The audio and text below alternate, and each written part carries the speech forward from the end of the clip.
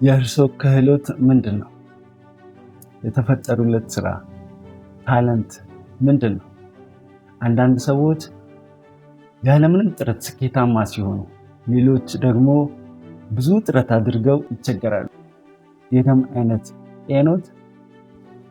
ጠረጴዛው እያንዳንዱ ነገር ኦርጋናይዝድ ካልሆነ ወይ ደግሞ የተዝረከረከ ወይ የተዘበራረቀ ነገር ቅዠት የሚሆንበት ከሆነ የደም አይነቱ ለስኬቱ ቁልፍ ሊሆን ይችላል። ዛሬ የደም አይነት ኤን ድብቅ ሙያዊ ማንነት እንማራለን። እንኳን ወደ ስኩል ኦፍ ብለድ በሰላም መጡ። በጃፓን እና በኮሪያ የደም አይነት እንደ ማንነት መለኪያ ይታያል።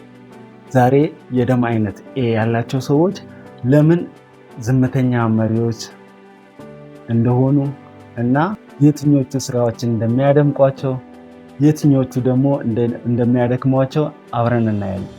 እንግዲህ የደም አይነት ኤ ያላቸው ሰዎች ሱፐር ፓወር ታለንታቸው ምን ናቸው? አንድ በአንድ እናያቸዋለን።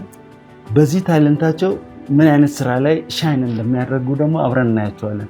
የመጀመሪያው በደም አይነት ስለንቦና የደም አይነት ኤ ያላቸው ሰዎች ፐርፌክሽኒስት ወይ ደግሞ ፍጹምነት የሚወዱ ወይ ደግሞ ታታሪ በመባል ይታወቃል። የመጀመሪያው ናቹራል ታለንታቸው ጥንቃቄና ትክክለኝነት፣ ስራን ዝም ብለው አይጨርሱም። ፍጹም በሆነ መንገድ ነው የሚሰሩት። ሁለተኛው ሰላም ወዳድ ናቸው። ፒስ ኪፐር በመባል ይታወቃሉ። በቡድን ውስጥ ስምምነት ይወዳሉ። በጭንቀት ጊዜ ቡድኑን እንዳይበታተን እንደ ሙጫ የሚያጣብቁት እርሶ ነው። ሌላኛው ናቹራል ታለንታቸው ቅድመ እቅድ አውጪ ናቸው። ማስተር ፕላነር ናቸው። ሌሎች እንደመጣ ይሁን ሲሉ፣ እርሶ ግን ፕላን ቢ እና ፕላን ሲን ኦልሬዲ አዘጋጅተዋል። እንግዲህ የደም አይነት ኤ መርህ ምንድን ነው? የደም አይነት ኤ የሚሰራ ነገር በትክክልና በሰዓቱ መሰራት አለበት። ሲሰሩት ሻይን የሚያደርጉበት የሚደምቁበት፣ እንደገና ስኬታማ የሚሆኑበት ስራዎች ምንድን ናቸው? የደም አይነት ኤ ያላቸው ሰዎች የመጀመሪያው ጋርዲያንስ የሚባሉ እነዚህ የጤና ዘርፍና የህግ ዘርፎች ሄልዝ ኬር ኤንድ ሎው ምን አይነት ስራዎች ናቸው? የመጀመሪያው ህክምና ሜዲሲን ሰርጅን ከሆኑ አንድ፣ ሁለተኛ ደግሞ ፋርማሲ እና የህግ ተመራማሪ ሎየር ሪሰርቸር ከሆኑ ለምን እነዚህ ስራዎች ካልን የመጀመሪያው እነዚህ ስራዎች 100% ጥንቃቄ ይፈልጋሉ። የደም አይነት ኤ ያላቸው ሰዎች ደግሞ በቸልተኝነት ስህተት አይሰሩ። ሁለተኛው ዘርፍ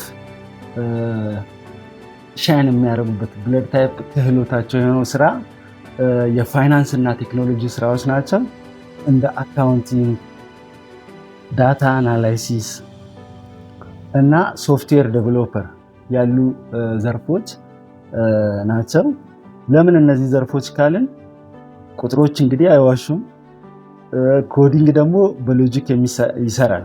ይህም ለታይፕ ኤ ሰዎች አእምሮን ሰላም ይሰጣል። ሶስተኛው ማኔጅመንት እና ኤጁኬሽን የምንላቸው የስራ ዘርፎች ውስጥ እንደ ፕሮጀክት ማኔጀር፣ የሰው ኃይል ኤችአር ዳይሬክተር፣ እንደ ፕሮፌሰር ቲቸር ያሉ ስራዎችን ሻይን የሚያደርጉባቸው ስራዎች ናቸው። ለምን ብንል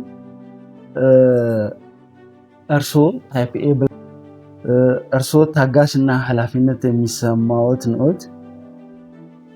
የገቡትን ቃል ስለሚጠብቁ ሰዎች በከፍተኛ ሁኔታ ያምኖታል። እንግዲህ ታይፕ ኤ ሰዎች ኢነርጂያቸውን ድሬን የሚያደርግ ስራዎች፣ ባትሪያቸውን ቶሎ የሚጨርስ አይነት ስራዎች ምን አይነት ስራዎች ናቸው? እነዚህ ስራዎች የማይቻሉ አይደሉም፣ ግን አእምሮውን በጣም ያደክሙታል። ምን አይነት ስራዎች ናቸው እነዚህ?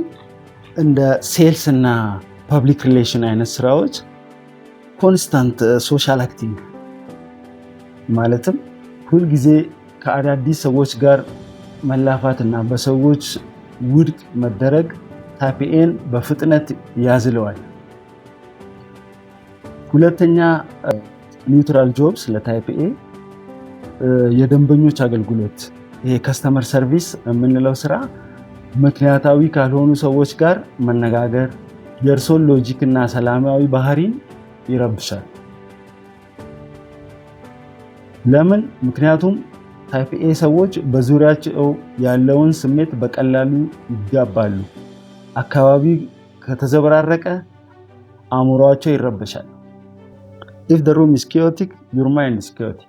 ለታይፕ ኤ ሬድ ፍላግ ጆብስ ቱ አቮይድ የሆኑ ስራዎች፣ መራቅ ያለባቸው ስራዎች ምን አይነት ስራዎች ናቸው? ለአእምሮ ጤናው ሲሉ ከነዚህ ስራዎች ይራቁ። አንደኛው ከፍተኛ ስጋት ያለባቸው ስራዎች ጋምብለር ሮልስ የምንላቸው እንደ አክሲዮን ግብይት፣ ስቶክ ትሬዲንግ ያሉ ነገሮች እርግጠኛ አለመሆን ሌሊት እንቅልፍ ይነሱታል። ሁለተኛ መዋቅር የሌላቸው የፈጠራ ስራዎች፣ ምንም አይነት ጊዜ ሰሌዳ የሌላቸው የፍሪላንስ ጥበቦች ታይፕ ኤን የሚመራበት ሀዲድ ይፈልጋል። ስለዚህ እነዚህ ስራዎች ከታይፕ ኤ ጋር የማይሄዱ ስራዎች ናቸው። ሶስተኛው ድንገተኛ ትርምስ ስራዎች፣ ኢመርጀንሲ ኪኦቲክ የምንላቸው ስራዎች ደንቦች ተጥሰው ቶሎ ብቻ የሚባሉባቸው ለእርሶ አይመቹም። የደም አይነት ኤ ከሆኑ አመፀኛ ለመሆን አይሞክሩ። የእርሶ ጥንካሬ መረጋጋትና ታማኝነት ውስጥ ነው ያለው። ሰዎች ችግር ሲገጥማቸው የሚደገፉበት አይነት ሰው ነው። የእርሶን ስርዓታማነት የሚያከብሩ ብዙ ሙያዎች አሉ። እነሱን ይምረጡና ውጤታማ ይሆኑ። ይህ መግለጫ እርሶን ይገልጾታል? ስራ አይነቱን ኮሜንት ላይ ጻፉ። የሌሎች ታይፖች ስራዎችን ናቹራል ታለንት እና ቤስት ጆብስ ድሪም ጆብሳቸውን መስማት ከፈለጉ ዩቲዩብ ቻናሉን ሰብስክራይብ አድርጉ። በየቀኑ እንደዚህ አይነት ቪዲዮዎች እንዲደርሷችሁ የደውል ምልክቷን የሚጫኑ ስኩል ኦፍ ብለድን ፎሎ አድርጉ፣ ሰብስክራይብ አድርጉ።